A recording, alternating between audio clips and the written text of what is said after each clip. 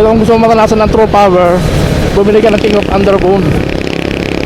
Matik yan mga paps. Oh, pinyahan na. Ay, mga pinya na dito mga paps. Maraming salamat ka pala sa mga subscriber ko. Maraming salamat mga paps doon sa mga nag-subscribe sa akin. Nakamit na natin yung ating 6,000 subscriber mga paps. Ayan. Maraming salamat mga paps. 6,000 subscriber na tayo mga paps. Tuloy lang. Sa mga subscribe pa, maraming salamat mga paps. Maliit na channel lang naman tayo. Small vlogger. Kunyari vlogger. Kunyari moto vlogger. It's not been easy for me. It has not been easy for me. Siyempre masaya tayo rin sa ginagawa natin. Kahit na minsan walang views. May views kaunti, okay lang. At least may nanonood. Pero kung ang views natin ay 000, siguro titigil ko na. Kasi wala nang pumapansin sa'yo.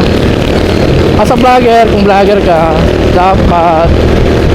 dapat mga paps, pag may isang nanonood o kaya dalawa, kahit nanay mo, tatay mo, pagpatuloy mo lang.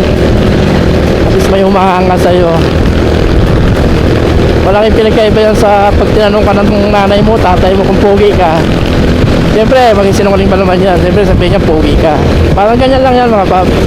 Kaya tuloy-tuloy lang naman sa mga nagsisimula, sa mga small vlogger. Pakisubscribe na rin din pa nga pala mga paps yung channel ng aking kapatid regarding sa pagmimekaniko ng motor.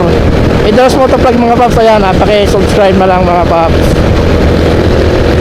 Tapos pakisubscribe nyo na rin pala yung aking mentor, kung bakit ako nagsimula sa pag-vlog ko. Shout out nagturo sa akin, Alex Beruela Vlog. Ayan mga paps.